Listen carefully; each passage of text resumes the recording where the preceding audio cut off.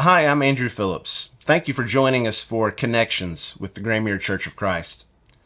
There's an old story about peace. You may have heard it before.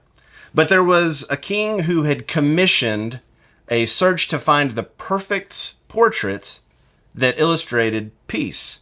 And so artists from all over the kingdom participated, and finally the day of judgment comes, and as the crowd looked at each picture of an ideal, peaceful scene, they were amazed at the talent of the artists, and they cheered for each one. But after a while, there were only two pictures that remained. As the judge pulled the cover from one, a hush fell over the crowd. It showed a smooth lake surrounded by beautiful grass where a flock of sheep were grazing. It was an ideal picture of serenity and peace, and everyone in the crowd just knew that that's the one that was going to win. When the last painting was uncovered, everybody gasped. Instead of an ideal scene, it was this tumultuous waterfall that was crashing down a large cliff. The sky was gray, and you could almost feel the powerful winds. And in the middle of all of this, there was a small tree growing out of the rocks on the edge of the cliff. On one of the branches of this little tree growing out of the edge of the cliff, a bird had built a nest. And in the middle of all this chaos, a bird was there protecting its eggs. In the midst of turmoil, there was peace. Usually when we think of peace, we think of a ceasefire. We think of stillness and calmness. But that isn't always what peace looks like. Sometimes peace looks like calm in the middle of a storm and a faithfulness that holds true even when there's a conflict that's raging about us. For instance, when Jesus tells his disciples that he's leaving peace to them and their hearts should not be troubled in John 14, he is about to be crucified. He's not saying, I'm leaving peace with you because things are about to settle down. He says, I'm leaving peace with you because chaos is about to occur and you're going to need this peace. What can we do in times that seem chaotic, where the storm is raging around us, to cultivate peace in our lives? There are a couple of passages of Scripture, one from the Old Testament and one from the New Testament, that I think help guide us in the right direction. I'll read first from Isaiah 41. And you can read through the first 10 verses to find this kind of encouragement, but I'm going to focus on the last few from that passage. Beginning in verse 8. But you, Israel, my servant, Jacob, whom I have chosen, descendant of Abraham, my friend, you whom I have taken from the ends of the earth, and called from its remotest parts, and said to you, you are my servant. I have chosen you and not rejected you. Do not fear, for I am with you. Do not look anxiously about you, for I am your God. I will strengthen you. Surely I will help you. Surely I will uphold you with my righteous right hand. Do not fear, for I am with you. It was God's message to his people in the Old Testament, and it's God's message to Christians in the New Testament. This is the way Paul would put it in Philippians chapter 4, starting in verse 6. Be anxious for nothing, but in everything by prayer and supplication with thanksgiving, let your requests be made known to God. And the peace of God, which surpasses all comprehension, will guard your hearts and your minds in Christ Jesus. One of the challenging things about worry is trying to figure out exactly what's causing worry. And we know that there are times when there's something physical that's taking place in our bodies. There's something physically happening in our brain chemistry or in the way our bodies are designed. It's at moments like this we do what we always do when we have sickness or illness. We go to a physician. We seek a physical solution. And so I want to be clear that as we think about cultivating peace and dealing with worry, I'm not thinking about physical situations that require physical solutions, that might require medication or treatment. What I want us to focus on, rather, is the common thing that all of us have to deal with when we deal with worry.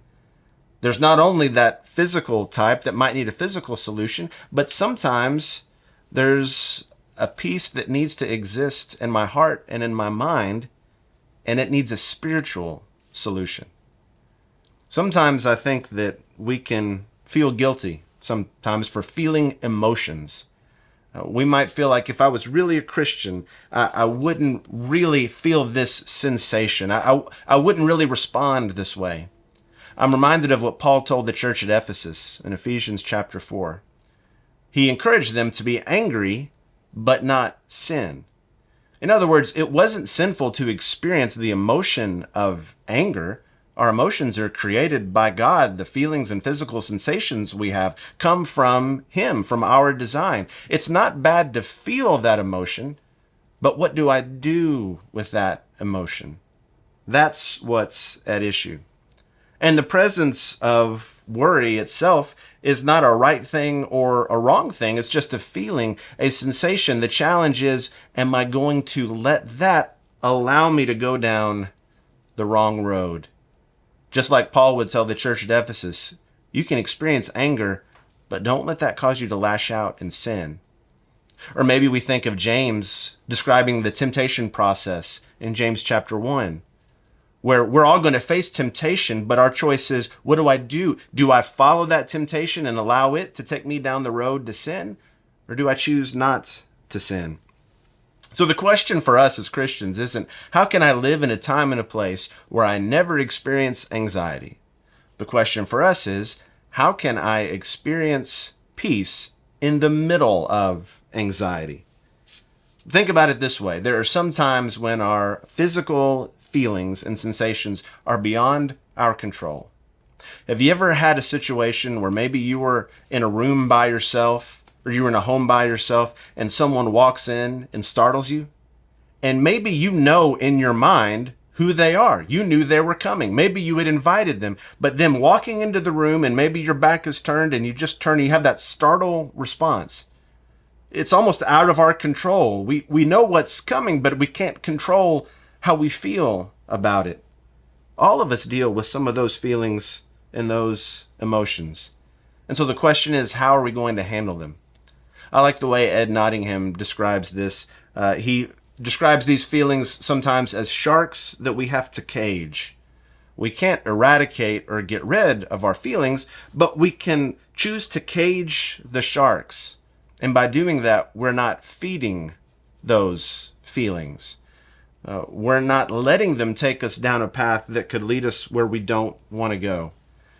So when we think about cultivating peace in the middle of a storm, it's not searching for a life that will never experience the sensation of worry or anxiety. We're all going to experience that. The challenge is, what can I do with those feelings? How can I respond to that? When I'm thinking that way, I'm thinking about how I can cultivate peace, just like that tree sticking out of the face of a cliff in the middle of a waterfall, and there was a mother bird taking care of her eggs. That's the kind of peace that we're looking for. And by the way, that's the kind of peace that God leads us to, the kind of peace that can lean on Him in the middle of difficult times. Let's ask that question in the middle of the chaos of life. How can I allow God to cultivate peace in my life?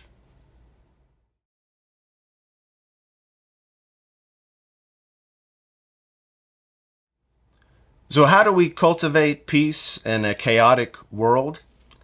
We talked recently about a passage in the Old Testament and the New Testament, Isaiah 41 and also Philippians 4, that give us some guidance on how we can find peace even in the midst of chaos.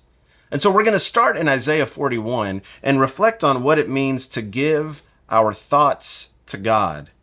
This has always been a comfort for people facing challenges. Psalm 124 puts it this way: had it not been the Lord who was on our side when men rose up against us, then they would have swallowed us alive when their anger was kindled against us. Or Paul in Romans 8:31, what then shall we say to these things? If God is for us, who is against us? He who did not spare his own son, but delivered him over for us all, how will he not also with him freely give us all things? Now, as we think about Isaiah 41, we may first remember verse 10, which says, "Do not fear, for I am with you. Do not anxiously look about you, for I am your God. I will strengthen you. Surely I will help you. Surely I will uphold you with my righteous right hand." But I'd like for us to back up a few verses and to see the way God describes himself in this particular passage. In verse 4, "I, the Lord, am the first, and with the last I am he." This is a phrase that shows up several times in the prophet Isaiah. While he doesn't mention the king of Persia, whose name is Cyrus, by name until later, Isaiah's talking about him. As the prophets remind us, God actually used Cyrus as his own instrument to accomplish his own will. Cyrus wasn't following God, he was seeking to work for himself, but God ultimately was in control. In fact, in this chapter, Isaiah even calls for the coastlands to testify, referring to people at the ends of the earth, who's really in charge. The Lord is the first and the last. And then as you continue reading in this passage in Isaiah 41, he talks specifically in verse 7 about the craftsman and the smelter who smooths metal with the hammer, encourages him who beats the anvil, and saying it is good, and fastens it with nails so that it will not totter. He's describing what it was like to construct an idol, an image that they would bow down in worship. And to construct an idol, you had to make sure that it wouldn't wobble or that it wouldn't fall over, that it would sit there and be the kind of image that they were looking for. And he points out the fact that you've got craftsmen that are putting this together. There's only one God who's at the beginning and the end. These other idols, these other gods with a lowercase g, are created by men, and God defied their presence. And as is the case with the idol that Aaron formed in the book of Exodus, oftentimes they would hold up idols like this and say, "This is the God that brought you out of Egypt." It wasn't just that they were distracted by idols, but they were looking at these images and giving them credit for what the one true God had done. Sometimes when we think about giving our thoughts to God, we need to do it because we remember his presence. It might be easy to think our strategy would be to push those thoughts out of our mind. That's our best recourse, is to try to get them out of our thought process. But if I were to ask you, whatever you're doing right now, stop thinking about the wall behind you, what's the first thing you'd want to think about? If I told you, please don't look at the wall behind you, where's the first place you'd want to look? That's kind of the way that our minds work. It's not about pushing those thoughts out, but about sharing them with God. This is a similar effect we have to sharing a concern with a friend. It's not like I can give someone else a worry and I no longer have to worry about it. It's not like I can just hand it to them. But if I share it with them, there's part of my own burden that's lifted as well. Because it's not that I'll never experience that again. It's just that I can know I'm not experiencing it alone. And not only that, but we're reminded of God's concern for us. Verse 8 of Isaiah 41, "You, Israel, my servant, Jacob, whom I have chosen." That when I'm part of God's people, I'm part of those that he has a specific interest in, part of those that he's chosen. So we not only need to give thought to where our own thoughts are and allow us to give those thoughts to God, we also need to be thinking about where we dwell, where we live. Our hearts and our minds need to be guarded. We see that in multiple places. One of those is in 2 Corinthians chapter 10, verse 5. "We are destroying speculations and every lofty thing raised up against the knowledge of God, and we are taking every thought captive to the obedience of Christ, and we are ready to punish all disobedience whenever your obedience is complete." Paul's reminding the Christians at Corinth that we're not captive to our thoughts, but we should be taking our thoughts captive and making them obedient to Christ. It would be easy for us to constantly be tossed around by our desires and our feelings or emotions. But just like we aren't helpless when desires pop into our minds, we're not helpless when thoughts pop into our minds. Here's the way Psalm 127 says it. "Unless the Lord guards a city, The watchman stays awake in vain. It's important for us to remember that if I don't guard my life, if I don't guard my heart and my mind, the world will not do it for me. No one else will do it for me. I have to make that decision. When Paul's writing to the church at Philippi, he gives them some guidelines for what they think about and what they focus on. In verse 8 of chapter 4, he says, "Finally, brethren, whatever is true, whatever is honorable, whatever is right, whatever is pure, whatever is lovely, whatever is of good repute, if there is any excellence, and if anything worthy of praise, dwell on these things." God is telling us what it is we need to focus on. Is it true? Does it conform to reality? If I find myself fixating on a certain thought, I need to ask myself, is it true? Is it honorable? Is it something that's cheap and vulgar? Or is it something that truly bears honor? Is it right? The term there carries the same indication as righteousness. Is this a righteous thought? Is it pure? The general sense of innocence. Is this a pure thought? Is it lovely? Is it lovable by its very nature? Is it of good reputation? Is it a winning thought, or is it an offensive kind of thought? Is it excellent? This would have been a popular term in philosophy in the first century. We see it used by Plato. Here, Paul is providing the Christian perspective on it. Is it praiseworthy? We live in a world that praises a lot of things that Scripture wouldn't describe as praiseworthy. These are questions I need to ask myself. And just a verse earlier, in verse 7 of Philippians 4, Paul said that the peace of God, which surpasses all comprehension, will guard your hearts. That's a military term there, like referring to a garrison. Guard your hearts and your minds. How do we cultivate peace in the middle of a chaotic world? Well, we do it by thinking about our thoughts, where is our focus, but also in guarding where we dwell, where we live. I don't need to just recognize what I'm thinking. I need to guard my thoughts and make sure that I'm not taken captive by them, but I'm taking captive every thought and making it obedience to Christ.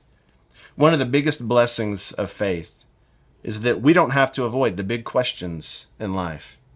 In the middle of the chaotic times, when it's really hard to know where we're turning next, we don't have to avoid the answers to those questions because God provides them. We can lean on Him. He is our answer.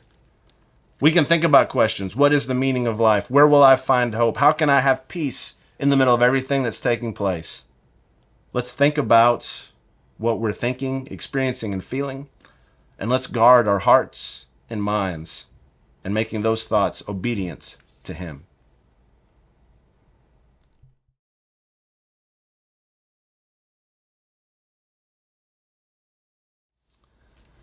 You might not normally associate a woman who was 5'4" and weighed just a little over 100 pounds as someone who could put an end to gang violence. But Mary Thomas was one of those people that could. She ended up raising a family of 9 children, mostly by herself, in a tough neighborhood in the west side of Chicago. Although she never completed her high school education, all 9 of her children graduated, and 4 obtained college degrees. One of her children was NBA Hall of Famer Isaiah Thomas, who would later go on to win championships with the Detroit Pistons. His joke years later was that when he was being recruited by colleges, his mother scheduled a press conference where she announced that they had decided he would go to Indiana. She worked at home. She worked multiple jobs to make ends meet. And there was a time when Isaiah was about 6 years old, and 20-plus members of the Vice Lords, one of the gangs in that area, came knocking on their door. The leader told Mary, "We want your boys. They can't walk around here and not be in no gang." Her reply was, "There's only one gang around here, and that's the Thomas gang, and I lead that." The gang leader made some threats, but she returned with a shotgun and convinced him to leave, and none of her children joined the gang. Now, it's a humorous story to imagine, But it's also powerful to think about a woman willing to do whatever it took to protect her children.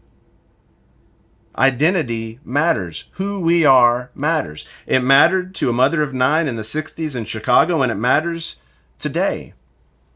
If I were to bring up a Bible story and ask what you think of when you see a stone, what would come to mind? It might remind you of Jacob in the book of Genesis when he's traveling and he laid down to use a stone for a pillow. You might think of the words of the prophet Isaiah describing God laying a foundation stone in Zion, a cornerstone that we see fulfilled in Jesus. You could remember the nickname of Peter, the rock. Or would you think of the passage in John chapter 8, when a woman who's caught in the act of adultery is brought before Jesus, and Jesus responds, "He who is without sin, cast the first stone." Joshua 4 gives us a well-known story of stones serving an important purpose. When God parted the waters of the Jordan so that his people could cross, they took 12 stones and built a memorial. This was specifically chosen so they could explain to their children what God had done in the Jordan River. There were 12 tribes, so there were 12 stones. But there's another stone that Joshua sets up in the book of Joshua, and it's one we certainly need to be familiar with. In Joshua 24, he gathers the tribes of Israel to Shechem, and this is the place where God had made the promise of land to Abraham.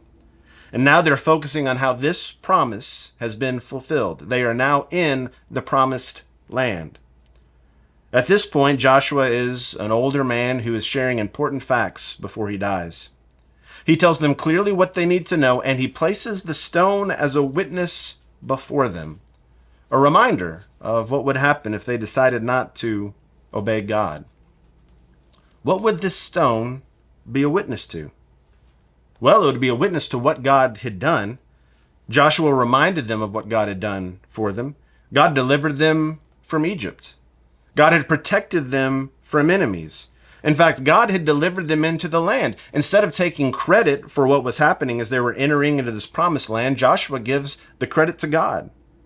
Every step of the way, God is clear that he's the one who provided this for his people. He tells them they didn't defeat the nations with the sword or their bow. They would have a land they didn't labor on and cities they didn't build, as well as vineyard and olive orchards they didn't plant. They understood they hadn't earned it. And that stone was also a witness to what we should choose. Joshua is clear about the cost. It's going to cost a lot. In fact, he says this in Joshua 24 and verse 14. "Now therefore fear the Lord and serve him in sincerity and truth. And put away the gods which your fathers served beyond the river and in Egypt, and serve the Lord. If it is disagreeable in your sight to serve the Lord, choose for yourselves today whom you will serve, whether the gods which your fathers served, which were beyond the river, or the gods of the Amorites in whose land you are living. But as for me and my house, we will serve the Lord." It was going to cost something to decide to serve God. They were going to have to put away what their forefathers, what their ancestors had worshipped, and maybe what some of them were worshiping.